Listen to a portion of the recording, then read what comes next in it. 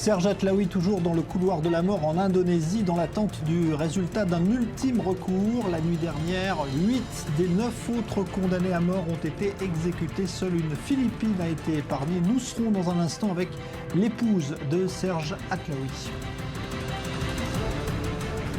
Au Népal, le chaos succède à la tragédie du séisme. Incident entre la population locale et les forces de l'ordre. Le Népal demande ce soir aux secouristes étrangers de ne plus se rendre dans le pays en raison des problèmes d'infrastructure. Le chef militaire du Hamas, Mohamed Deif, aurait repris du service à Gaza. Il avait réchappé à une frappe de l'armée israélienne l'été dernier durant la guerre contre le Hamas.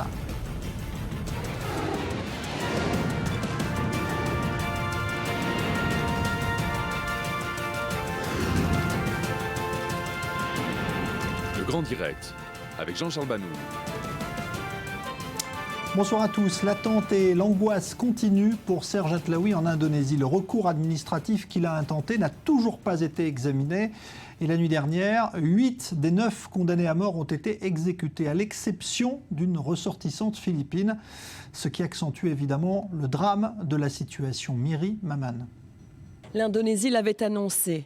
Et malgré les appels à la clémence et la pression internationale, 8 condamnés à mort pour trafic de drogue, dont 7 étrangers, ont été fusillés dans la nuit de mardi à mercredi. Nous l'avons fait à minuit 35 heure locale et ils ont été prononcés morts après 30 minutes. Tous les tirs ont été effectués à la perfection.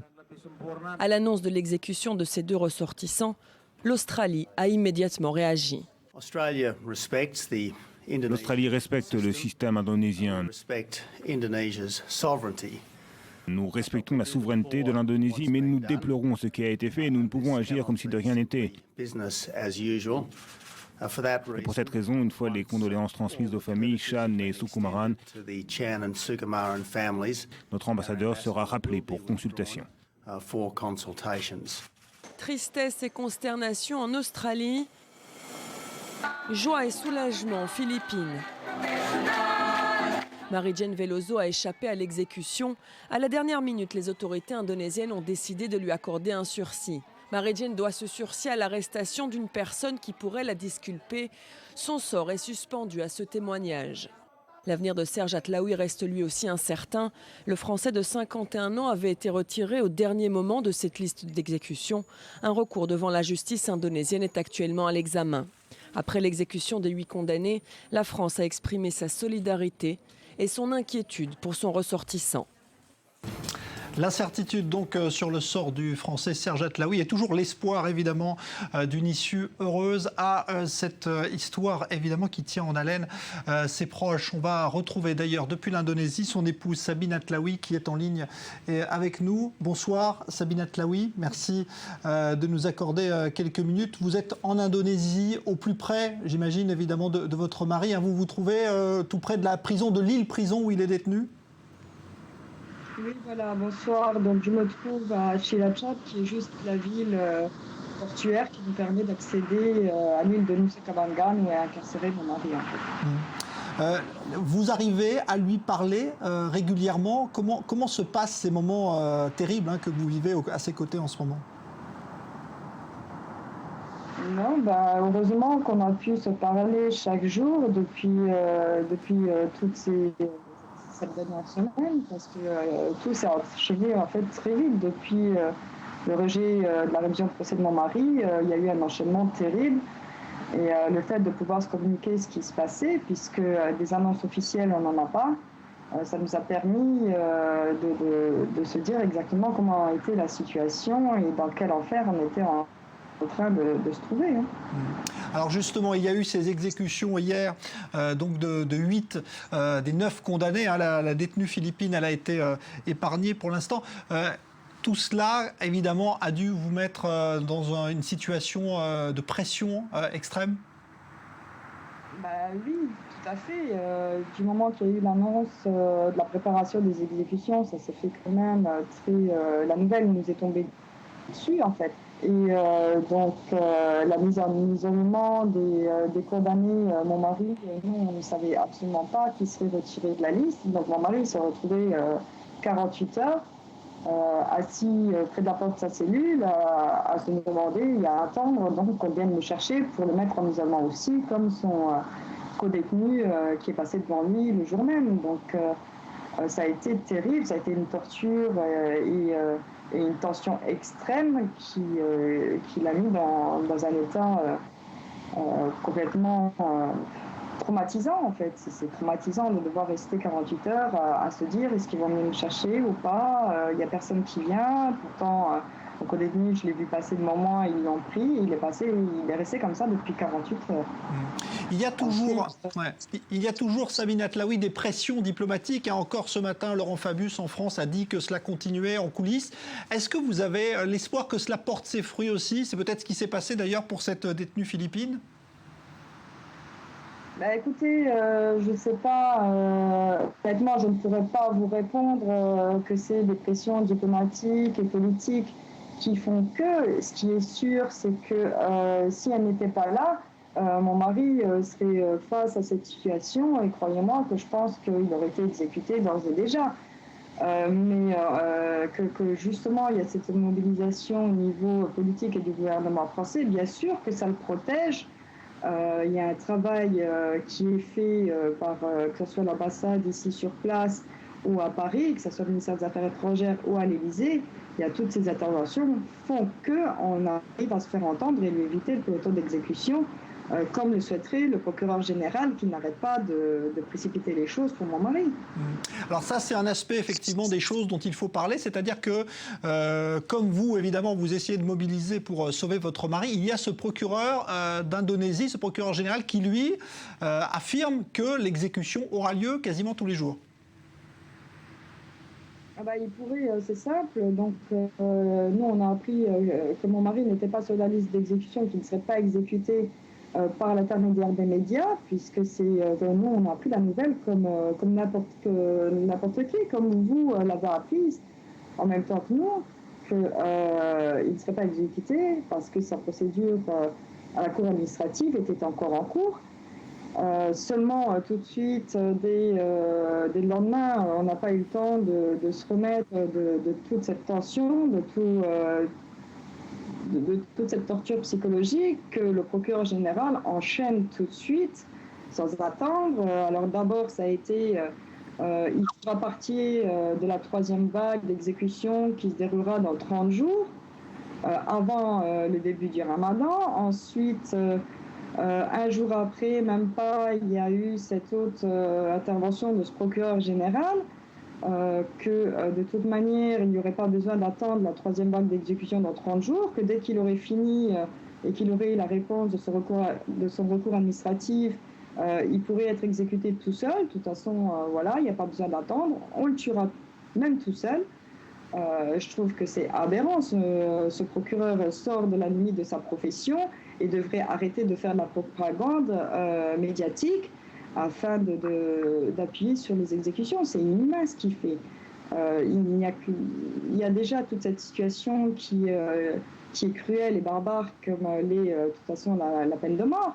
Mais avoir encore cette propagande médiatique où ce personnage se permet de faire ce genre de discours, vous savez, c'est pas le condamné qui l'a atteint. Mon mari, il est enfermé entre 4 murs, il est dans une cellule enfermée à clé.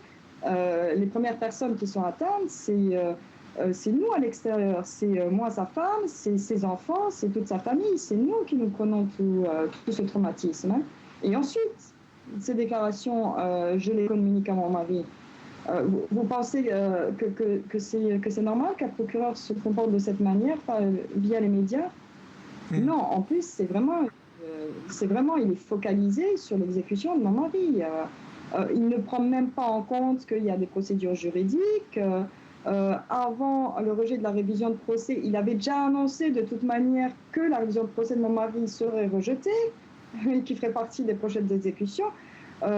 Publiquement, si on l'écoute, c'est lui qui dirige les juges, c'est lui qui dirige les décisions du j'aimerais bien savoir qui il est exactement et quelle est sa profession. Justement, alors, où en êtes-vous de ce recours administratif qui donc a été déposé pour empêcher l'exécution de votre mari, Sabine Atlaoui? En fait, ce recours n'est pas pour empêcher l'exécution de mon mari. Là, le fait qu'il ait eu cette procédure, ça a permis aux autorités indonésiennes de le retirer de la liste d'exécution, comme ils l'ont stipulé via le porte-parole et les médias. Mais ce recours administratif est pour protester le rejet de grâce du président indonésien, Joko Widodo. Donc là, on a eu une première audience dont les juges, le tribunal administratif ne s'est pas trouvé compétent pour prendre une décision sur ce recours.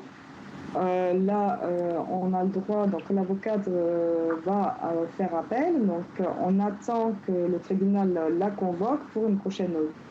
Qu'elle puisse, on appelle ça faire sa réplique, c'est-à-dire faire appel du rejet précédent avec ses arguments, et là on aura une réponse définitive. Quel est le moral justement de votre mari durant ces heures-là terribles que vous vivez en ce moment? Est-ce qu'il pense toujours pouvoir échapper à cette issue tragique? Espoir, il le garde, hein. Vous savez, ça, l'espoir, il l'a toujours gardé. Maintenant, je veux dire qu'il est sans crainte, c'est pas vrai. Bien sûr qu'il est rempli de crainte.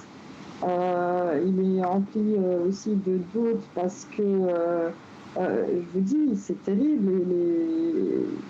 Les déclarations du procureur, c'est de se dire, mais qu'est-ce qu'il m'insinue? On aura beau essayer et continuer à demander justice, il n'en tiendra jamais compte. Donc, en définitive, voilà, non, c'est très perturbant. Il a été aussi anéanti, voilà, d'avoir été mis sur la liste d'exécution. Il a eu 48 heures intenses et de traumatisants à se retrouver, à attendre qu'on vienne le chercher. Mais malgré tout, voilà, il y a eu cet espoir parce qu'en fait, il a été retiré de la liste d'exécution. Hier soir, il y a eu des exécutions, mais ce matin, il a pu apprendre que Marie-Jeanne, en fait, a été sauvée. Donc, il y a toujours cette petite étincelle d'espoir, même si à un moment, on se sent oppressé par les déclarations du procureur. Il y a eu tous ces petits événements qui font que l'espoir revient. Et en attendant qu'on ait des signes comme on a eu, qui soit retiré de la liste d'exécution, que Marie-Jeanne, à la dernière minute, son exécution a été annulée.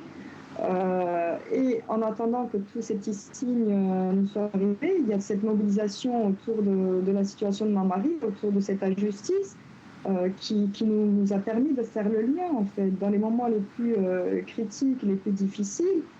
Lorsqu'on avait peur, après quand on avait nos craintes qui reprennent un peu plus le dessus, c'est-à-dire qu'ils risquent de nous ensevelir quand même dans une sorte de désespoir, le fait de dire à mon mari, écoute, non, en France, il y a tout le monde qui se mobilise, ils sont tous là, donc j'ai pu lui raconter les interventions, que ce soit au niveau politique, au niveau diplomatique, les interventions tout simplement de la mobilisation à Paris, à Metz, de toutes les personnes, même qui ne s'y sont pas rendues à travers le monde, parce que j'ai eu énormément aussi de messages de personnes à travers le monde. Donc, tout cela, quand on arrive à des discussions aussi critiques, aussi craintives, en fait, on fait court et on rebondit sur l'espoir qu'on a et on rebondit justement sur toutes les choses positives que la mobilisation nous apporte dans cet enfer, en fait. Merci beaucoup, Sabine Atlaoui. Évidemment, on vous souhaite beaucoup de courage, évidemment, pour continuer ce combat qui n'est pas fini aux côtés de votre mari, Serge Atlaoui. Merci d'avoir témoigné depuis l'Indonésie. Donc, merci à vous. Au Népal, 4 jours après le séisme meurtrier, le bilan se stabilise toujours au-dessus des 5000 morts, mais d'autres problèmes surgissent désormais, notamment dans la gestion de l'aide internationale, à tel point que le gouvernement a demandé l'arrêt de l'arrivée d'équipes étrangères. Reportage sur place de notre envoyé spécial Maël Benoliel. 5 jours après le tremblement de terre qui a terrassé le Népal, les nouvelles ne sont pas meilleures pour les habitants de Katmandou. Le bilan du séisme ne cesse d'empirer. 5000 morts recensés, près de 10 000 blessés et des milliers de personnes manquent toujours à l'appel. Ici, dans le quartier de Darbar, les temples hindous historiques, classés au patrimoine mondial, n'auront pas résisté au plus puissant tremblement de terre que la région ait connu ces 80 dernières années. Le sauvetage continue. Depuis hier, beaucoup de soldats et de policiers cherchent dans les décombres des personnes qui pourraient être encore vivantes. Les équipes de secours arrivées des 4 coins du monde travaillent sans relâche dans la capitale népalaise, dévastée à la recherche de survivants. Les autorités népalaises les assistent.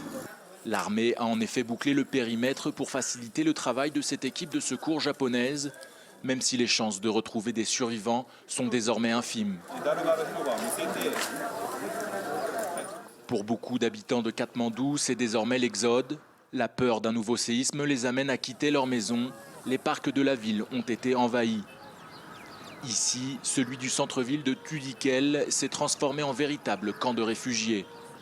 Certains touristes leur emboîtent le pas. Ici, on dort dans un espèce de camp de réfugiés où des milliers d'habitants de Katmandou dorment aussi. Et on se sent un peu plus safe, et vu que notre hôtel a plein de craquures partout, c'est pas évident de dormir à l'intérieur. Donc pour la santé psychologique, on va dire, il est préférable de dormir dehors maintenant. Les conditions sont presque déplorables, et les toilettes, n'en parlons pas, c'est une catastrophe. Pour se laver, c'est pas évident non plus, mais on se débrouille, quoi. Après, on est tous dans la même galère et on se serre les coudes et on s'entraide tous. Le soir venu, certains habitants préfèrent tout simplement dormir dans la rue, en famille, au pied de leur maison. Au même moment, d'autres habitants procèdent à l'incinération des victimes du séisme près du temple de Pashupatinath. C'est ici, derrière moi, sur les bords de ce fleuve sacré, que les habitants incinèrent leurs proches, selon la tradition hindoue. Les familles des victimes de ce tremblement de terre se relaient toute la nuit durant.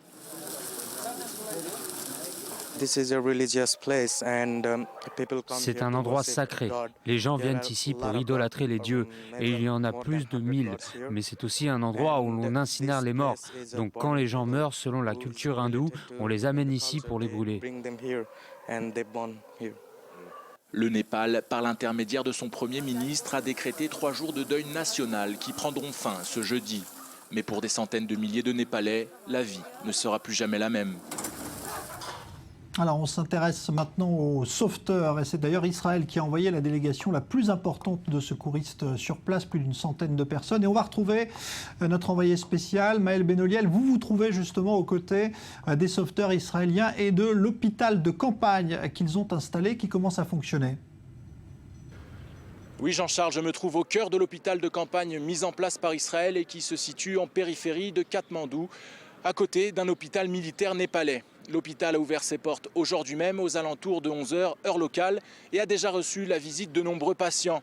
Des blessures légères aux plus graves, cet hôpital de campagne israélien accueille une majorité de Népalais, mais aussi bon nombre de touristes.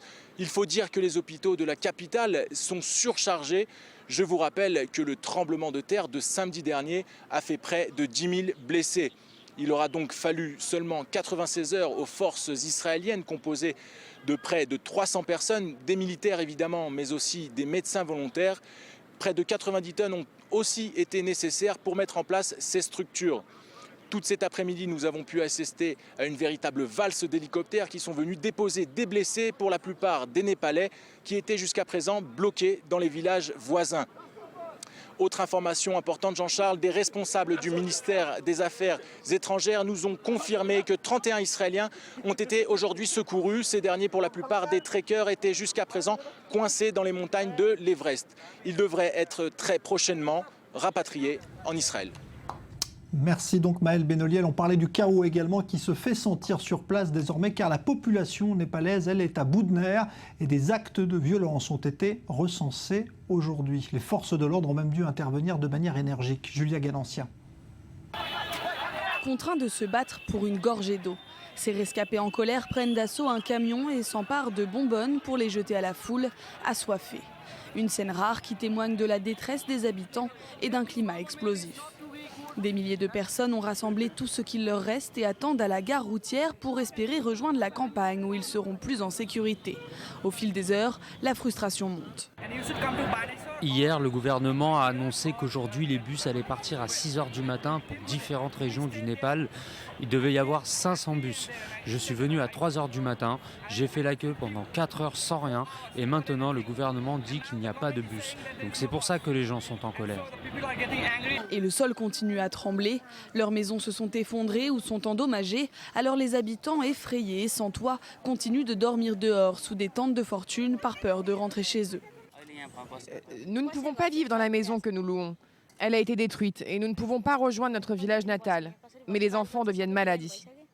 À l'hôpital, les médecins sont mobilisés 24 heures sur 24 pour soigner les blessés dans des conditions très difficiles.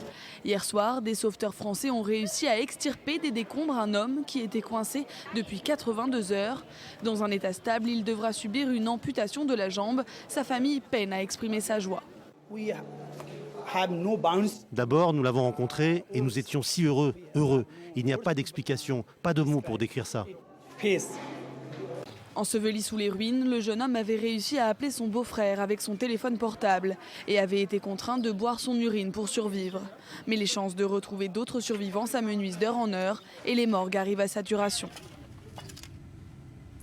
On parlait ces jours-ci de contact indirect politique entre le Hamas et Israël pour négocier une trêve de longue durée. Mais aujourd'hui, on apprend que le chef militaire du Hamas à Gaza, Mohamed Deif, aurait repris du service et dirigerait actuellement l'entraînement de ses troupes en vue d'une prochaine confrontation avec Israël. Certains habitants de kibbutz frontaliers avec Gaza ont d'ailleurs pu observer le Hamas à l'entraînement. Reportage Mathias Inbar. Cela se passe dans le nord de la bande de Gaza, à quelques centaines de mètres de la frontière avec Israël. Le Hamas s'entraîne à balles réelles et en groupe de cellules paramilitaires. De l'autre côté de la frontière, dans le village de Netiv HaSara, les habitants scrutent avec attention les entraînements du Hamas, mais semblent ne pas s'en émouvoir. Cela ne nous étonne pas. Nous vivons ici depuis de nombreuses années et les guerres se succèdent les unes après les autres. Et je n'ai pas de doute qu'il y en aura une. On entend des balles réelles, des tests de missiles vers la mer, des entraînements de commandos. Il suffit de regarder du côté des dunes pour comprendre que le Hamas s'entraîne. Explosifs, actions commando, points d'observation et prise de renseignements en direction d'Israël. Le mouvement terroriste palestinien opère en plein jour. Pas forcément de quoi changer le cours de la vie de cet agriculteur. Nous savons qu'il y aura une, voire plusieurs confrontations à l'avenir, mais je ne me lève pas le matin en me disant que de l'autre côté de ce mur se trouve un ennemi. Nous profitons de cette période de calme, même si nous savons que le Hamas cherche par tous les moyens à se réarmer. Un sang-froid détonnant, car au même moment on apprend que Mohamed Deif, chef des brigades Ezedim El-Qassam, la branche militaire du Hamas, est bien vivant. Il aurait donc échappé à la tentative d'élimination par Israël durant l'opération Bordure protectrice de l'été 2014. Nous sommes véritablement à la frontière entre la bande de Gaza et Israël. Derrière ce mur en béton, les premiers camps d'entraînement du Hamas et le mouvement terroriste palestinien ne s'en cachent pas. Il se tient prêt avant un nouveau round de confrontation militaire avec Israël. Et l'un des plans prévus justement par Mohamed Deif cet été, l'infiltration en Israël de dizaines de terroristes par les tunnels dans le secteur de Kerem Shalom. Selon le plan, il devait tuer le plus grand nombre possible d'Israéliens et en ramener également à travers les tunnels dans la bande de Gaza. C'est le bureau politique du Hamas qui aurait mis son veto à cette opération. Nous les entendons creuser. Cela ne nous aide sûrement pas à mieux dormir, mais nous savons que l'armée fait de son mieux pour nous protéger. Nous allons bientôt construire un nouveau quartier, alors que de l'autre côté, tous les matériaux de construction servent à construire les tunnels.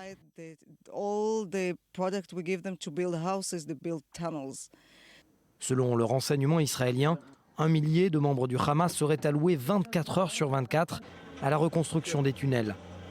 En mars dernier, plus de 1000 tonnes de ciment ont pourtant été autorisées à être transférées dans la bande de Gaza via le terminal de Kerem Shalom. Alors, il y a d'ailleurs eu aujourd'hui encore l'annonce par Israël que 14 000 tonnes de matériel de reconstruction sont passées dans la bande de Gaza. Bonsoir Jacques Neria. Oui, bonsoir. Vous êtes expert évidemment pour le Moyen-Orient sur notre chaîne. Alors, c'est difficile de comprendre comment d'un côté on autorise évidemment ce matériel à passer et puis d'imaginer que le Hamas prépare déjà de nouveaux tunnels. C'est un scénario qui est avéré? C'est un scénario qui est très réel et malheureusement nous vivons dans une réalité qui est un peu absurde. D'un côté, nous sommes les seuls. Les Égyptiens ont clos leur frontière avec la bande de Gaza. Impossible, aucun moyen de communication. Le siège est complet du côté égyptien. Nous sommes, je dirais les victimes d'être exposés au monde. Donc le monde naturellement se tourne vers nous pour nous montrer du doigt, pour dire que nous sommes une puissance locale qui devrait se permettre d'être beaucoup plus ouverte envers les Palestiniens. Donc d'un côté, c'est la carotte. Donc la carotte, ce sont le ravitaillement, les matériaux de construction. Et de l'autre côté, c'est le bâton.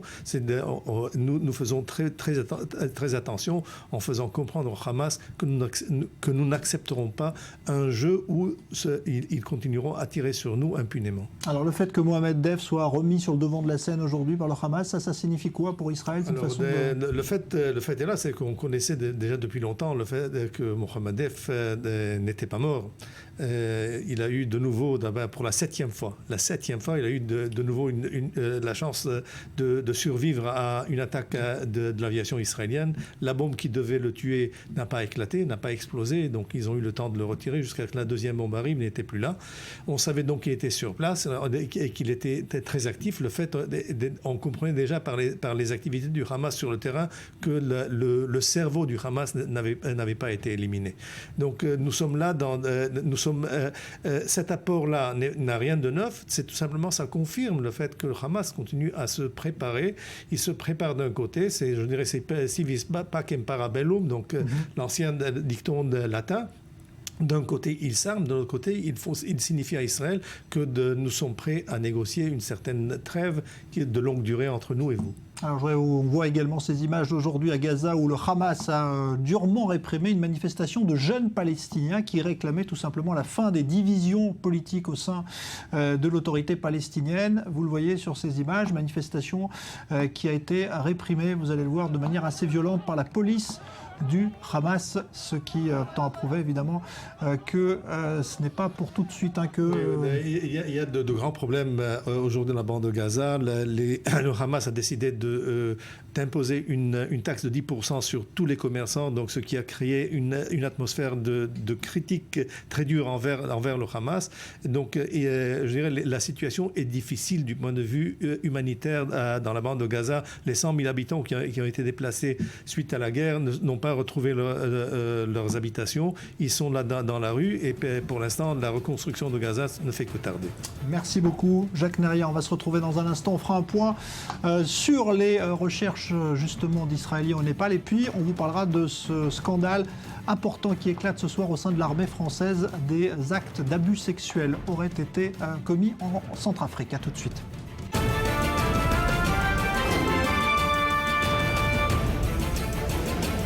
Serge Atlaoui, toujours dans le couloir de la mort en Indonésie, dans l'attente du résultat d'un ultime recours. La nuit dernière, 8 des 9 autres condamnés à mort ont été exécutés. Seule une Philippine a été épargnée.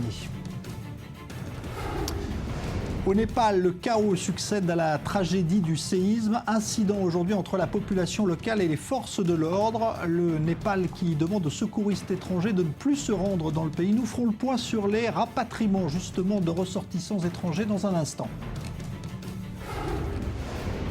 Le chef militaire du Hamas, Mohamed Deif, aurait repris du service à Gaza. Il avait réchappé à une frappe de l'armée israélienne l'été dernier durant l'opération Bordure protectrice.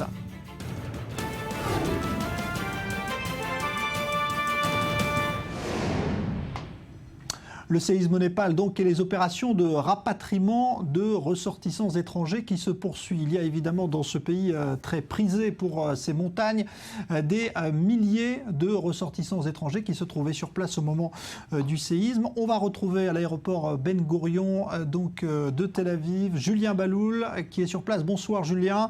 Le point tout d'abord sur les opérations de rapatriement de ressortissants israéliens. Où en est-on ? Alors ce soir, les opérations du ministère des Affaires étrangères israélien sont terminées dans le sens où le ministère des Affaires étrangères estime qu'à présent les vols commerciaux ont repris, les personnes qui étaient en danger de mort ont été sauvées et donc les Israéliens qui restent sur place sont invités à rentrer par des vols commerciaux. En fait, les opérations de sauvetage se sont déroulées en 3 phases. D'abord, il y a eu la phase du sauvetage des bébés. Vous savez que 26 bébés israéliens sont nés ces derniers temps à Katmandou de mères porteuses. Ils ont été évacués les premiers, bien entendu, parce qu'il s'agissait de nouveau-nés, grâce à des avions du Magan David Adom. Ensuite, il y a eu une deuxième phase qui consistait à repérer et à sauver des dizaines d'Israéliens en danger un peu partout au Népal et à les ramener à Katmandou. Et enfin, la dernière phase, c'est un avion El Al qui a ramené 216 Israéliens à la maison. Ça, c'est terminé. Ils sont tous rentrés. À présent, Israël estime qu'il y a 300 travailleurs israéliens sur place au Népal, vous savez, pour venir en aide à la population. Les avions de la mission humanitaire qui ont été envoyés font la navette avec l'Inde pour apporter des denrées à la fois pour la mission humanitaire mais également pour la population. Et les quelques personnes qui ont décidé de rester au Népal pour suivre les vacances, pour suivre les visites des montagnes, comme vous le disiez tout à l'heure, ces personnes-là sont priées de rentrer en Israël ou de quitter le pays. Alors il y a tout de même le cas de cet Israélien, le seul qui soit porté disparu encore. Oui, apparemment, oui, absolument, Jean-Charles, pardon. Il reste un seul Israélien qui n'a pas donné signe de vie. Il s'appelle Or Asraf, il a 22 ans, il est en vacances au Népal simplement parce qu'il a terminé son service militaire il y a peu de temps en Israël. Et c'est la tradition en Israël, ceux qui terminent le service militaire vont en Amérique du Sud ou en Asie pour se balader, pour voir le monde un petit peu. Il a été blessé à Gaza l'été dernier, c'est le seul Israélien qui n'a pas encore donné signe de vie. Sa mère était hier ici à l'aéroport Ben Gurion avec une pancarte avec sa photo et le numéro de téléphone des parents pour dire aux Israéliens qui rentrent du Népal, pour leur demander est-ce que vous avez vu mon fils. Aujourd'hui on a appris que quelqu'un aurait vu Or seul 1 heure après le tremblement de terre. Il marchait très vite, il fuyait les montagnes. Depuis, aucun signe de vie, Jean-Charles. On parle maintenant des ressortissants français qui sont eux très nombreux également sur place. Oui, absolument. J'ai les chiffres ici officiels fournis par le Quai d'Orsay qui me les a communiqués tout à l'heure. La France fait des immenses efforts évidemment pour localiser ces ressortissants et envoyer de l'aide humanitaire. Alors à l'heure actuelle, 2300 Français ont été localisés au Népal. 2300, c'est un chiffre qui est évidemment très impressionnant, mais il reste malgré tout 400 ressortissants français qui n'ont pas encore donné de signe de vie. La France, avec sa aile de crise, reste évidemment sur le qui-vive. Elle a envoyé une mission humanitaire sur place, à la fois pour aider les Népalais, mais également pour tenter de retrouver ces 400 Français. Merci Julien Baloul, en direct donc de l'aéroport international Ben Gurion à Tel Aviv. Le président français qui a annoncé aujourd'hui une hausse budgétaire importante pour l'armée, 3,8 milliards d'euros sur les 4 prochaines années, malgré le contexte de restrictions budgétaires actuelles. Mais il s'agit de faire face aux nouvelles menaces terroristes, notamment. Léa Berdugo. Le dilemme était crucial, impératif sécuritaire contre nécessité budgétaire. Le président a désormais tranché. La sécurité et la protection sont des principes qui ne se négocient pas, a-t-il déclaré. Une rallonge conséquente a donc été allouée au ministère de la Défense. Elle sera actée dans un projet de loi. La loi de programmation actualisée sera présentée au Conseil des ministres du 20 mai. Elle prévoira de dégager 3,8 milliards de crédits supplémentaires sur ces 4 années. C'est un effort important. C'est même un effort considérable. Conséquence de cette rallonge, sur les 34 000 suppressions envisagées initialement, 18 500 postes seront sauvés, soit plus de la moitié. L'opération antiterroriste, rebaptisée Sentinelle, sera donc pérennisée, avec 7 000 militaires qui continueront à être mobilisés en France.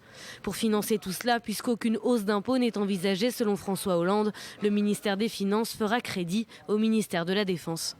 31,4 milliards, comme je m'y étais engagé, sont sanctuarisés et ce seront des crédits budgétaires, sans aucun appel à des ressources extérieures. des ressources exceptionnelles. C'est-à-dire que le ministère de la Défense est sûr de pouvoir disposer de ces crédits dans l'année 2015. Cette augmentation du budget de la défense visera les dépenses en personnel et en équipement, ce dont l'armée française a besoin pour faire face aux nouveaux défis posés par la menace terroriste. François Hollande a également évoqué la nécessité de renforcer plusieurs axes, la cyberdéfense, l'aéronautique et le renseignement notamment. Alors on va justement s'intéresser à cette annonce en ligne avec nous François Cornu-Gentil, qui est député UMP et qui est surtout rapporteur spécial de la commission du budget pour la défense à l'Assemblée nationale. Bonsoir. Bonsoir. Merci d'être avec nous. Quand vous entendez comme nous ce chiffre, est-ce que vous vous dites c'est un effort important, comme le dit François Hollande, une vraie mesure d'envergure pour l'armée française? Écoutez, je suis assez partagé.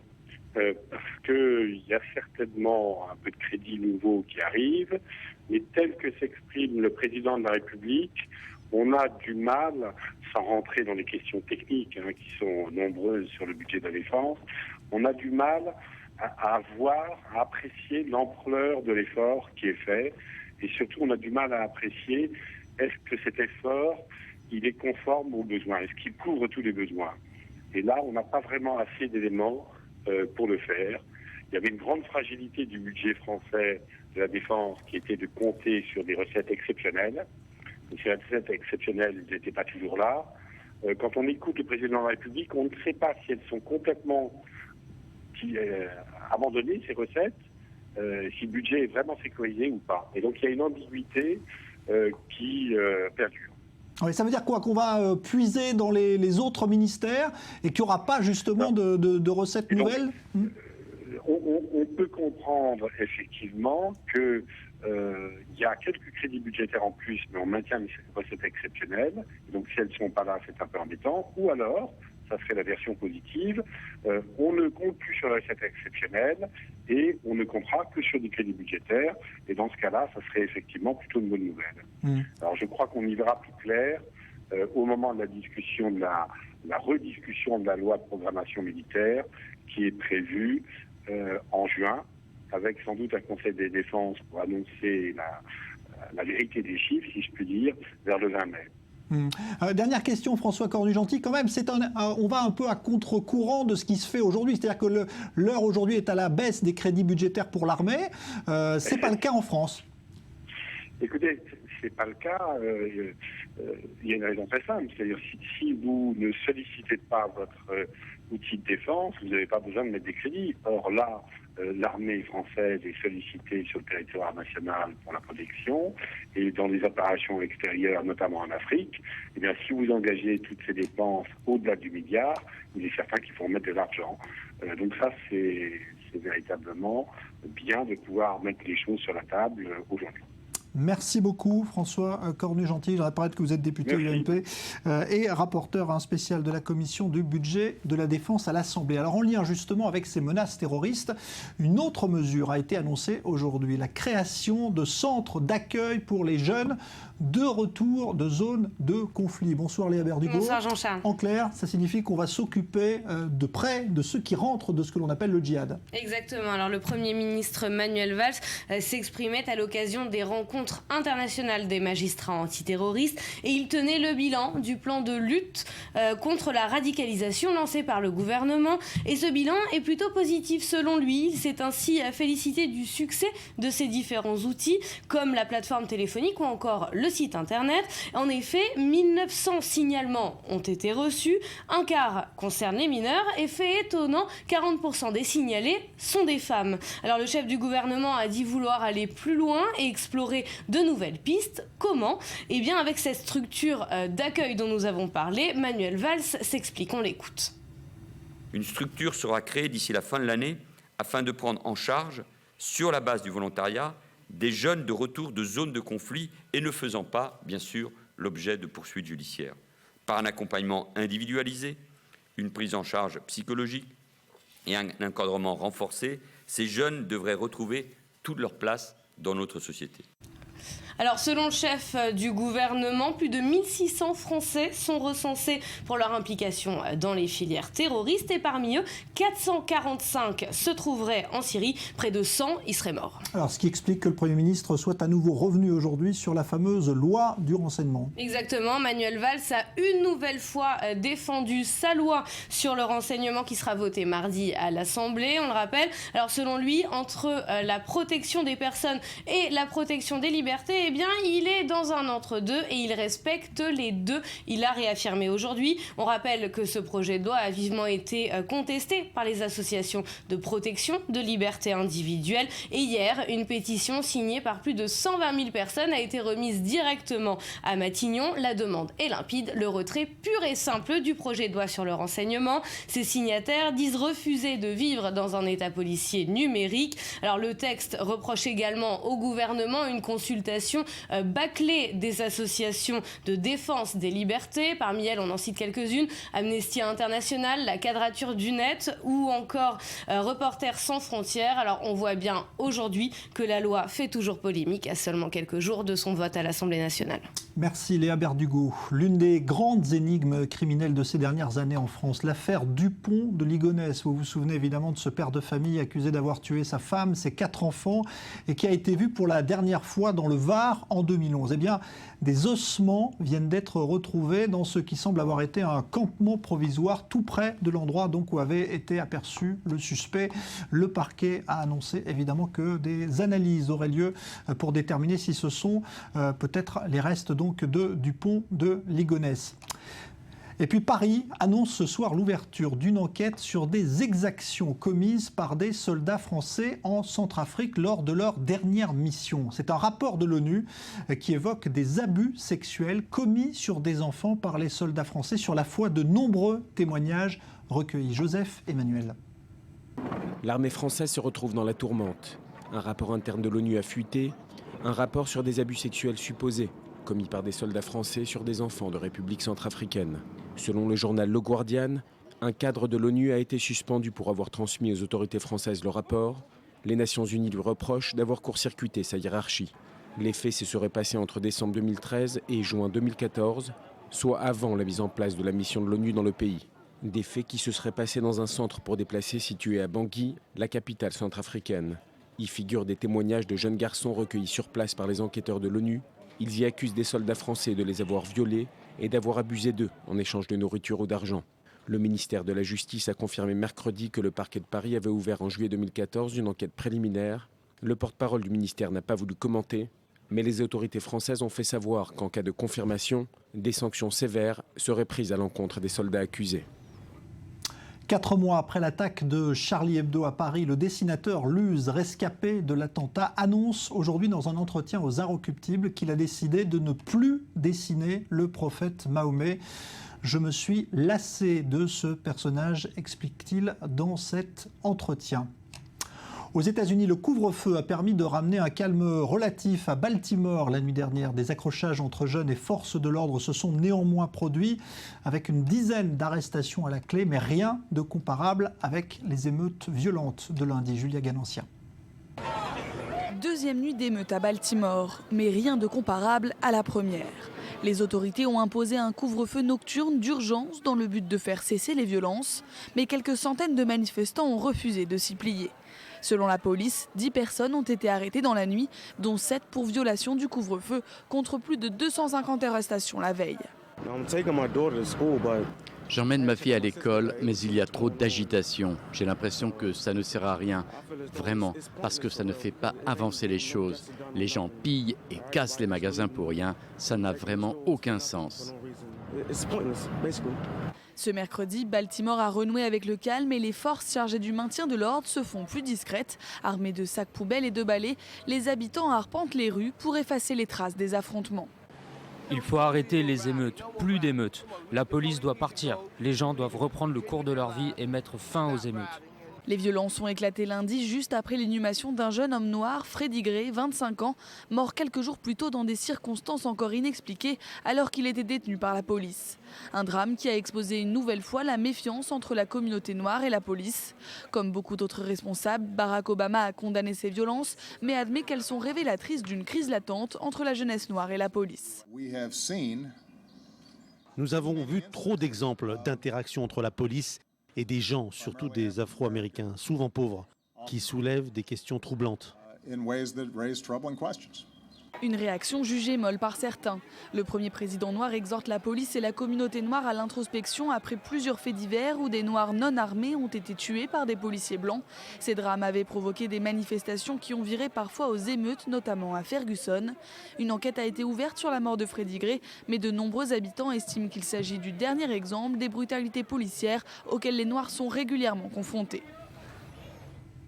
La police israélienne a diffusé ce soir pour la première fois les images terribles du dernier attentat mortel à la voiture bélier perpétré à Jérusalem. Vous le voyez, tout cela se passe très vite évidemment. C'était il y a près de 2 semaines. Un Israélien de 25 ans, Shalom Cherki, avait été tué et sa fiancée grièvement blessée. On les voit percutés à très vive allure par ce conducteur palestinien qui avait fini par avouer qu'il avait sciemment visé des juifs avec sa voiture. Il a été depuis inculpé. Plus que quelques jours avant la date limite pour présenter le nouveau gouvernement en Israël. Et les tractations sont en train d'aboutir ce soir avec les toutes premières signatures d'accord entre le Likoud et plusieurs partis. Bonsoir Daniel Haïk, analyste politique. Alors, signature, et c'est important, d'un premier accord avec les partis religieux et notamment le parti du judaïsme unifié. Oui, les orthodoxes, on va dire les orthodoxes ashkénazes, le parti du judaïsme de la Torah. C'est un accord tout à fait particulier qui n'insiste pas sur la distribution de portefeuilles comme dans d'autres formations, mais qui insiste sur le contenu. Et le contenu de cet accord est très important puisque finalement les orthodoxes ont réussi à obtenir de Binyamin Netanyahou une remise en cause, quasiment une annulation de toutes les lois à caractère laïque qui ont été votées par le précédent gouvernement, en particulier la loi sur la conversion qui avait été votée qui avait été proposée par le parti de Hatnoua de Tzipi Livni, et puis aussi l'annulation ou en tout cas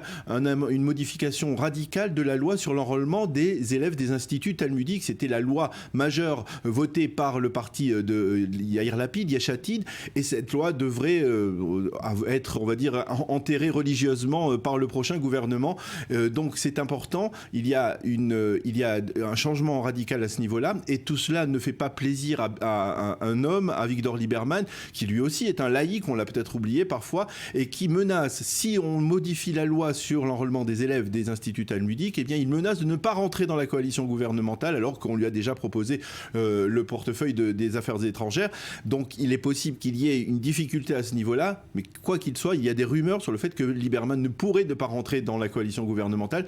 Binyamin Netanyahou aurait tout de même, sans Lieberman, une coalition de 61 députés. Alors, et puis il y a également l'attribution d'un portefeuille qui fait parler, c'est celui de l'éducation qui serait donné à Naftali Bennett. Oui, alors c'est un accord qui est en train de se préciser avec Naftali Bennett et le parti du foyer juif. Naftali Bennett aurait voulu être ministre des Affaires étrangères, il se résigne et tout cela ne fait pas beaucoup plaisir parce que à l'intérieur du parti du foyer juif, eh bien le ministère de l'Éducation, c'est presque une tradition. Cela fait partie des vocations de ce parti sioniste religieux qui veut essayer d'influer sur la jeunesse israélienne pour qu'elle soit plus proche de la tradition, plus proche des valeurs ancestrales du peuple juif. Et quelque part, on n'est pas tout à fait content que Naftali Bennett n'ait obtenu ce portefeuille comme une forme de dédommagement ou de compensation parce qu'il n'a pas obtenu celui des Affaires étrangères. Mais Bennett s'y fera. Il exige un budget conséquent pour pouvoir mener à bien les réformes qu'il entend mener dans ce ministère. Et ça devrait mener à un accord entre le Likoud et le foyer juif dans les prochains jours. Alors, comme il faut contenter tout le monde et que le nombre de portefeuilles n'est pas extensible, on a envisagé, semble-t-il, une solution originale.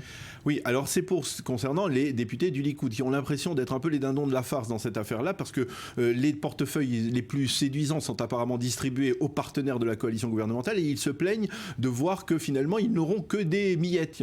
C'est le terme utilisé par certains des députés. Et en fait, ce n'est pas tout à fait vrai. Il y a quand même quelques ministères de taille qui resteront entre les mains du Likoud, comme la défense, comme la justice, comme la sécurité intérieure. Donc il y a quelques ministères qui restent, mais il y a trop de demandeurs. Il y a 15 députés qui veulent être ministres dans le prochain gouvernement. Il n'y aura pas plus de 12 portefeuilles à pourvoir. Et donc le Benyamin Netanyahou envisage tout simplement, pour certains portefeuilles, comme par exemple le ministère du tourisme ou le ministère de la science, de les confier par rotation à 2 députés qui se partageront la durée de ce mandat, 2 années l'un, 2 années de l'autre. C'est une solution assez créative envisagée par Benyamin Netanyahou à ce sujet. Merci Daniel Haïk, et plus que quelques jours avant la fin du suspense, c'est en milieu de semaine prochaine. Manière originale également de renforcer les liens entre l'armée et la population en Israël. L'unité d'élite de Tsahal, la brigade Golani, organise actuellement un marathon à étapes dans tout le pays afin de présenter ses nouvelles recrues. Reportage Maxime Pérez. Ces jeunes, ce sont les toutes nouvelles recrues de la brigade d'infanterie Golani. À peine un mois qu'ils ont été appelés sous les drapeaux, et les voilà déjà ambassadeurs de l'armée israélienne. Depuis plusieurs jours, ils courent de ville en ville à travers tout Israël. Pas encore d'opération, mais plutôt une mise en condition. Cette course, on l'a placée sous le signe de l'amour d'Israël et celui aussi de la reconnaissance à l'égard des gens qui nous ont soutenus pendant la dernière opération à Gaza, notamment la brigade Golani. Derrière une atmosphère bon enfant, la discipline reste de mise. La brigade Golani doit faire honneur à sa réputation d'unité de dur à cuire. Pour les soldats, l'apprentissage se fait pour l'instant en douceur. Et le plus important reste la camaraderie. Je sens vraiment qu'on construit une relation vraiment beaucoup plus forte. On est tout le temps ensemble, on court en même temps. On se sent vraiment unis tout au long de cette semaine et ça fait plaisir. Ce jour-là, les jeunes Golani ont rendez-vous à Jérusalem. Dans une ville sous tension, la sécurité est à son maximum. Il faut dire que l'événement attire beaucoup de monde, des amis et proches des soldats notamment. Plusieurs centaines de marathoniens en herbe prennent part à la course, qui s'achève au bout de 10 km dans le quartier de Mamilla, au pied des murailles de Jérusalem. Le monde entier s'étonne qu'après la catastrophe au Népal, nous sommes le seul pays à envoyer des secouristes, à traiter des blessés et des survivants qu'on rapatrie. Mais c'est ici que ça commence à travers ce genre d'événements. C'est ici que naît la solidarité et la véritable unité. Les soldats Golani profitent d'un bref moment de répit et les plus chanceux d'entre eux retrouvent leurs parents. Mais ils le savent, le plus dur reste à venir. On parlera dans un instant de l'anniversaire aujourd'hui en France de le droit de vote accordé aux femmes. C'était il y a 70 ans. Mais le combat pour l'égalité homme-femme est loin d'être terminé partout dans le monde. Exemple en Afghanistan où on vient de confier le pilotage d'un avion de chasse pour la première fois à une femme, ce qui est une vraie révolution. Shahar Peled, Léa Volbert. Capitaine Niloufar Rahmani, une femme en pleine ascension. À 23 ans, elle est la première femme à piloter un avion en Afghanistan. La démarche fière, elle traverse le tarmac de la base de l'armée de l'air à Kaboul, entourée de ses collègues masculins. Mon père rêvait de devenir pilote. Il n'a pas pu réaliser son rêve à cause des obstacles posés par le gouvernement. Il me racontait son histoire et j'étais déçue pour lui. Et je me suis dit, je veux être pilote et réaliser son rêve. Niloufar est également la première aviatrice à rejoindre l'armée afghane depuis la chute des talibans en 2001, bien que plusieurs femmes aient déjà par le passé piloté des hélicoptères. Mais son parcours n'aura pas été sans encombre. J'ai reçu des menaces de ma famille. Je dois faire mes preuves dans tout ce que je fais. Alors quand j'ai enfin réussi, j'ai senti que je pouvais changer l'état d'esprit de la plupart d'entre eux. Depuis une dizaine d'années, le statut des femmes afghanes a considérablement évolué. Les femmes députées sont désormais de plus en plus nombreuses dans ce pays où il y a encore peu de temps, les femmes n'étaient pas autorisées à sortir de chez elles non accompagnées d'un homme. Le destin hors du commun de Niloufar lui a valu le prix international Femmes du courage, décerné par le département d'État américain. Elle avait alors secouru des soldats blessés en mission, bravant l'interdit imposé aux femmes de transporter des morts et des blessés. Je dois être forte, je dois toujours être forte et cacher mes émotions. Même lorsque je transporte des corps, je sais que c'est ce que j'ai voulu et accepté. Niloufar tient à respecter les normes culturelles afghanes sans pour autant perdre de vue son objectif, permettre à d'autres femmes afghanes de suivre son chemin. Le football à présent avec le match à distance des futurs adversaires en Ligue des Champions, Barcelone-Bayern, qui avait lieu hier soir. Ça a été très bon pour le Barça, mais beaucoup moins, vous allez le voir, pour le Bayern. Lise Barenbaum. 34e journée de Liga productive pour le Barça. Le leader du championnat d'Espagne a surclassé Getafe 6-0 avec un trio MSN, Messi, Suarez, Neymar à son meilleur niveau. À la pause, Getafe avait déjà encaissé 5 buts. Après un pénalty, les réalisations se sont enchaînées. Une volée acrobatique de Suarez servie par Messi. Un numéro de soliste de Neymar. Une frappe enroulée de Xavi de l'extérieur de la surface au ras du poteau. Puis un geste similaire après la pause, signé Messi à la 47e minute.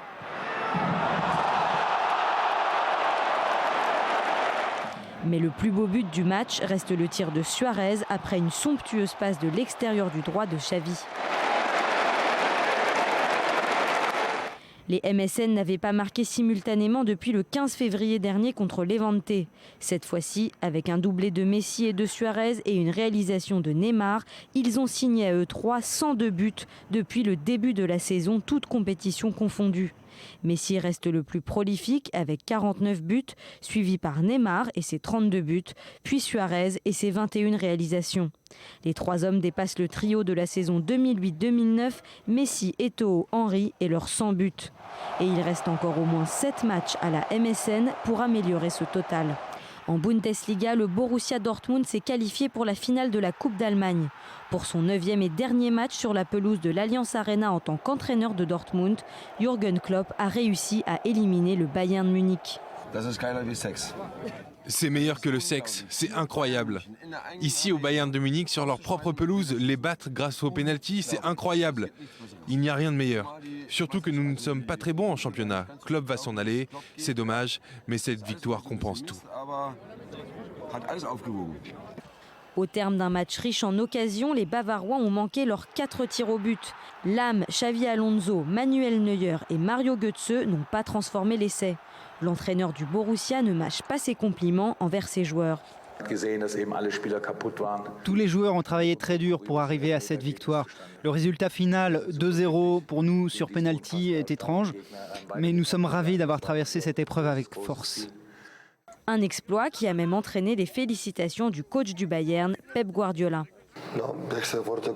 Bravo au Borussia Dortmund et à Jürgen Klopp pour être arrivé en finale. Je suis très fier de mon équipe et heureux de ce que nous avons fait. Mais ils ont gagné le match et nous devons les en féliciter. On se quitte sur cette image forte tout à l'heure à Washington, celle du Premier ministre japonais Shinzo Abe devant le mémorial des soldats américains tués lors de la Deuxième Guerre mondiale. Le Premier ministre qui a présenté ses condoléances éternelles aux Américains. A tout de suite.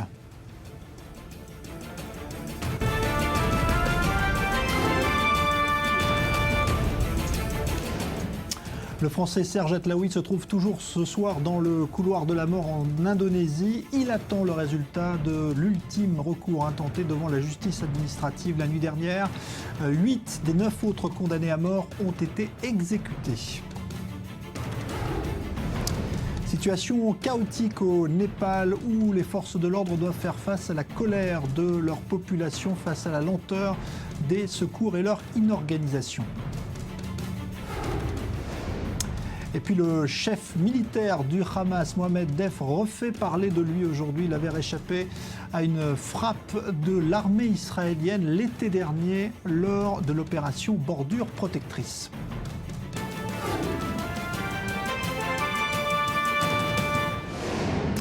Cela fait 70 ans exactement aujourd'hui que les femmes peuvent voter en France. Ce droit avait été utilisé pour la première fois le 29 avril 1945 lors d'élections municipales.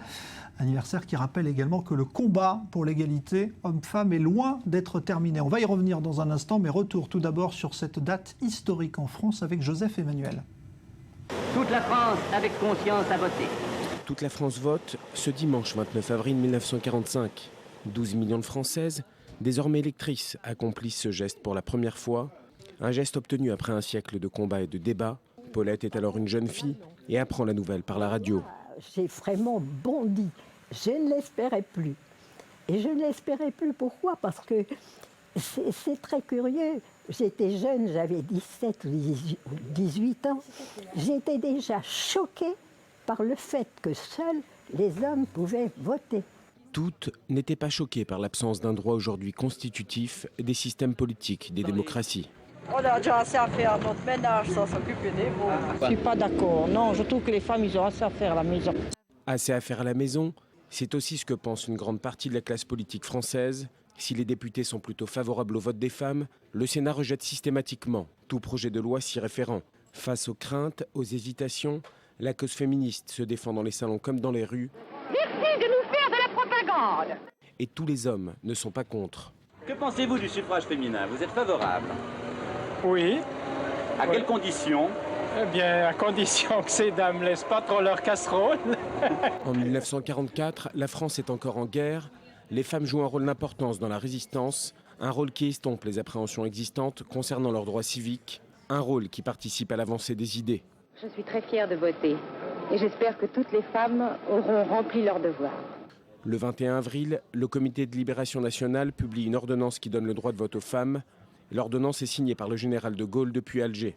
Une signature masculine pour les rendre électrices et élire pour l'essentiel des hommes. Une signature qui les rend également éligibles. Elles devront tout de même attendre 20 ans pour travailler sans l'autorisation de leur mari et peinent encore à s'imposer dans la sphère politique. Aujourd'hui, un quart des parlementaires français sont des femmes. Entre les premières candidates d'hier et celles d'aujourd'hui, 70 ans. L'égalité politique s'installe peu à peu pour peut-être devenir avec le temps une évidence. Alors, on a vu effectivement les rangs de l'Assemblée nationale et des femmes députées. Justement, nous en avons une avec nous, ancienne députée. Bonsoir, Daphna Poznański, merci d'être avec nous. Je salue également Nadia Ellis, qui est chercheuse à l'Université de Tel Aviv. Et vous avez beaucoup travaillé justement sur le statut de la femme en Occident ou en Israël. On va d'abord se poser une question avant de parler de ce combat, évidemment, pour l'égalité homme-femme. 70 ans aujourd'hui, ça veut dire que ça n'est arrivé finalement qu'en 1945. C'est très tard quand même. C'est très tard et c'est même scandaleux parce que si l'on pense que les Néo-Zélandaises ont voté pour la première fois en 1894, l'histoire de France, ça n'est qu'une longue succession de reculs et d'avancées, si on le prend sous l'angle des femmes. La loi Salique avait, de manière frauduleuse, exclu les femmes du trône de France. Donc c'est une longue histoire machiste, finalement, l'histoire de France. Ouais, c'est vrai. Ce n'est que ça. Ouais. Nadia Ellis, comment on explique justement qu'il y a eu ce... Parce qu'on voit, les mentalités étaient quand même très fermées, y compris chez les femmes de l'époque, on l'a entendu. Bien sûr, mais la mentalité, c'est le résultat d'une éducation. L'éducation est le résultat d'une société. Donc forcément, ce qui circule à l'époque, c'est ce qui circule chez les hommes et chez les femmes. Aujourd'hui, d'ailleurs, encore, il y a une mentalité répandue en Occident, en Israël et dans d'autres pays qui voient que, en gros, la femme devrait être plus responsable que l'homme de la famille, elle devrait essayer de trouver un moyen de gérer sa carrière et la famille, alors qu'on ne prétend pas des hommes qu'il en fasse autant, et cela n'est pas lié à quelque chose de génétique ou de physiologique chez la femme, c'est plutôt lié vraiment à la société, à ce qu'on s'attend des femmes, parce que la société est toujours gérée par des hommes, bien sûr. Donc exactement, donc une éducation qui fait passer encore des messages comme quoi la femme, sa place, c'est plus à la maison qu'au travail. Ce n'est pas la même chose pour l'homme. Cela n'est pas obligatoire. Il y a d'autres sociétés où ça se passe pas comme ça, notamment dans le nord de l'Europe, en Scandinavie, où il y a des lois qui ont été passées et qui servent vraiment à changer les mentalités d'abord.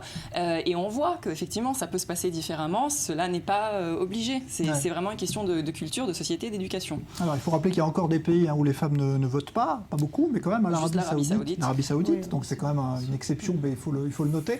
Justement, vous avez l'impression, vous, aujourd'hui, que la place de la femme en politique, en France, est suffisamment, on va dire, importante? Non. Écoutez, moi je sais que lorsque je suis arrivée pour la première fois dans l'hémicycle, je me suis retrouvée face à un océan de vestons sombres. Et on m'a donné un conseil, on m'a dit, surtout, tu ne t'habilles pas en robe, tu te mets un pantalon. Et j'ai compris le jour où Cécile Duflot arrive à l'hémicycle en robe et elle se fait huer. Oui. Donc j'avais compris qu'on m'avait donné un bon conseil finalement. Voilà. Donc lorsqu'une députée, une femme prend la parole, il y a certains députés hommes qui commencent à glousser. Donc vous voyez que voilà, même à l'Assemblée, il y a des comportements machos. Et j'ai été le témoin privilégié de ce genre de comportement. J'arrive à la Commission de la Défense et on était peu de femmes à la Commission de la Défense. Et moi, je viens d'arriver, je ne sais pas, je ne connais pas la valeur des rapports entre eux. On parle du rapport sur le budget des anciens combattants. Je demande à faire le rapport sur le budget des anciens combattants. Ça m'intéresse. Mon père était ancien combattant, il était prisonnier de guerre. Je reçois mes permanences ici, plein d'anciens combattants pour qui j'ai plein de respect. Donc je trouvais ça normal. Et il y a eu un grand froid. Je ne comprenais pas. Et après, j'ai compris qu'en réalité, c'était le rapport qui était le plus convoité. Et il était convoité par un député qui, lui, c'était son 3e mandat. Donc, tout le monde pensait que c'était lui qui devait l'avoir. Et je n'ai pas cédé. Je suis restée de glace pendant 2 heures. Je n'ai absolument pas voulu céder. Et la présidente de la commission, mon amie Patricia Adam, était très ennuyée, évidemment. Et alors, et ça c'est intéressant, on a un jeune député qui prend la parole et qui dit « Écoutez, pour la première fois qu'il y a une femme qui demande le rapport sur le budget des anciens combattants, il serait normal qu'elle obtienne. » Et alors, le député aguerri s'est tu et il a compris qu'il allait se ringardiser s'il continuait. Et moi, je me suis dit que cette passe d'armes avait été très révélatrice en réalité, parce que les jeunes députés n'avaient pas le même regard sur leurs collègues féminines que leurs aînés en politique. Ça veut dire que les mentalités ont évolué? Vous avez le sentiment que ça évolue? Moi, j'ai eu cette impression. La mentalité évolue, oui, doucement, lentement. Ça dépend encore une fois de quel pays.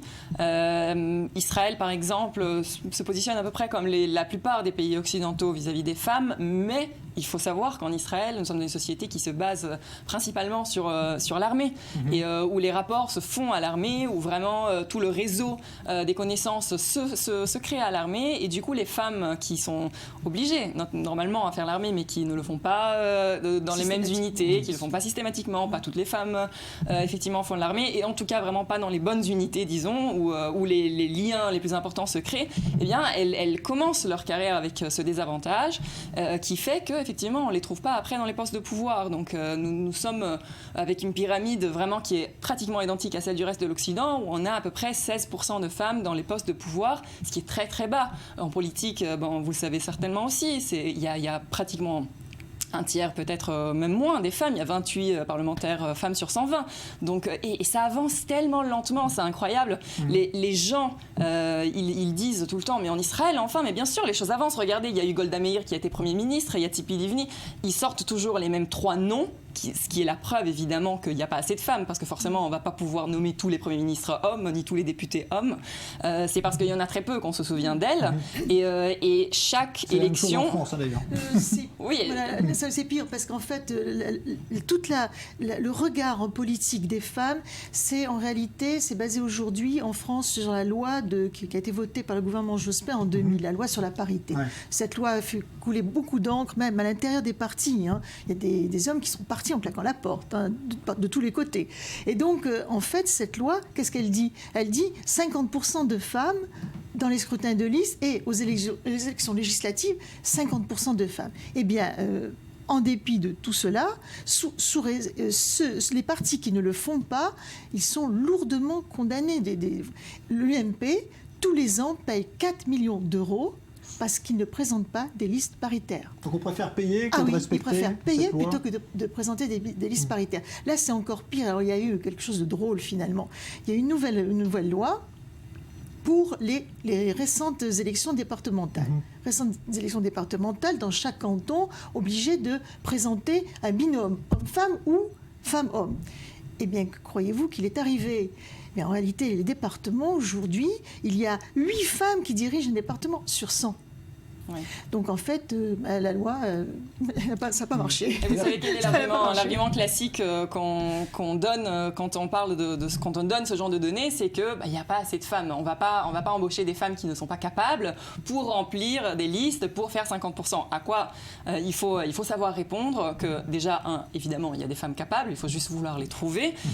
Et aussi, pour les femmes, c'est pas évident de se présenter, d'arriver à ce genre de poste parce que dès le départ, dès la crèche, il y a une éducation qui leur apprend que certains travaux ne sont pas pour elles, que certains postes ne sont pas pour elles, qu'il ne faut pas avoir certaines caractéristiques, qu'il ne faut pas être trop agressive, qu'il ne faut pas se pousser, qu'il ne faut pas demander, qu'il ne faut pas trop négocier, qu'il ne faut pas, etc., qu'il ne faut pas aller dans les sciences, qu'il ne faut pas...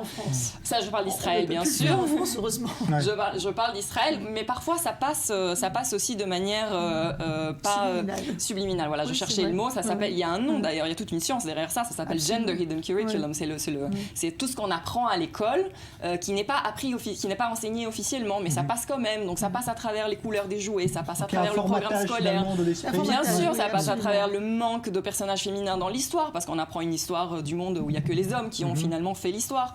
Et puis ça passe à travers les jeux qu'on leur fait faire. Ça peut être aussi la littérature. On s'est aperçu récemment qu'en réalité en France, on étudie que les auteurs RS en littérature et pas les auteurs RES. Donc là, oui. Mais alors, ça se retrouve aussi, on l'a vu dans le monde de l'entreprise, avec l'avancement salarial. Là, c'est un vrai problème aujourd'hui. En France, en tout cas, il y a, c'est les chiffres, et ils ne bougent pas, ces chiffres. C'est ça qui est inquiétant, ça ne bouge pas. Donc, c'est 25% de moins à études égales, poste égal, c'est 25%. Les femmes reçoivent 50% de salaire, 25% de salaire en moins. Ici, c'est comme ça. Et il n'y a rien. Voilà, oui, c'est vrai, mais il n'y a rien. C'est un long combat. Bon, écoutez, il y a quand même... Moi, je crois aux hommes. Vous voyez, voilà. Je pense que peut-être... alors, on a dit que l'avenir de l'homme, c'est la femme. Peut-être que l'inverse aussi est vrai.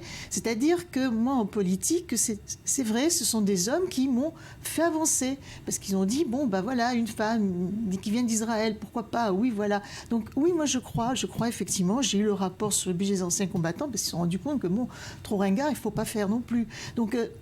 si vous voulez, moi je crois que la jeune génération, elle a un autre regard. Je crois aussi, on a bien vu, je me demande aujourd'hui si par exemple un futur gouvernement, de quelque parti qu'il soit, pourra ne pas faire un gouvernement paritaire. François Hollande, il faut lui reconnaître ce mérite, n'a composé que des gouvernements paritaires. Bon, donc est-ce que ça ne serait pas considéré comme un recul insupportable, ça. Moi je crois qu'effectivement les choses commencent à bouger. C'est long, c'est dur. Les femmes n'ont pas le même regard, la même manière de travailler en politique. Je crois qu'elles sont moins intéressées par les luttes de pouvoir. Elles travaillent de manière plus minutieuse, plus en fait, plus. Et elles ont plus d'empathie avec leurs électeurs. C'est pas du tout le même regard, en fait. Vous avez l'impression que les mentalités évoluent dans le bon sens aujourd'hui, parce que ça progresse lentement quand même. Trop lentement. Ouais. Ça évolue, mais il faut absolument des lois. C'est-à-dire que ce qu'on appelle la discrimination. Oui, ce qui s'appelle la discrimination positive, ou en tout cas les quotas pour les femmes, etc. Globalement, on peut ne pas être d'accord sur le principe, pourquoi vraiment imposer un certain nombre de femmes, mais malheureusement, si on attend que les mentalités, mais surtout que les positions changent comme ça, naturellement, disons, il faudrait à peu près encore 150 ans pour que ce soit, en tout cas en Israël, le Parlement, pour qu'on arrive à une situation de parité. Là, il y a à peu près 1 à 2 femmes de plus pour chaque élection. On peut pas attendre comme ça 150 ans. Il faut effectivement des quotas, imposer. Il faut vraiment faire avancer. Une loi sur la parité. Pourquoi ne pas faire une loi sur la parité en Israël ? Écoutez, nous sommes malheureusement dans une situation où les femmes ne peuvent même pas avoir le divorce par elles-mêmes en Israël. Donc, il y a vraiment beaucoup de chemin à faire dans ce pays, bien que dans d'autres choses, Israël soit très avancé, même par rapport aux femmes. Effectivement, il y a d'autres avantages du point de vue de la santé, du point de vue de la reproduction, par exemple. Là, effectivement, Israël est bien en avant d'autres pays, mais le chemin est encore très, très long. Bon, en tout cas, voilà, 70 ans, en tout cas que les femmes votent en France, c'est à la fois beaucoup et pas beaucoup, on l'a compris. Merci Daphna Poznanski, merci pour ce témoignage, merci à vous Nadia Ellis. Dans un instant, bien vous réentendrez l'entretien que nous a accordé tout à l'heure Sabine Atlaoui, l'épouse donc de ce Français qui est toujours dans le couloir de la mort en Indonésie, et elle est évidemment au plus près de son mari dans l'attente de l'ultime recours déposé auprès de la justice indonésienne. C'est juste après la pause. Merci à vous.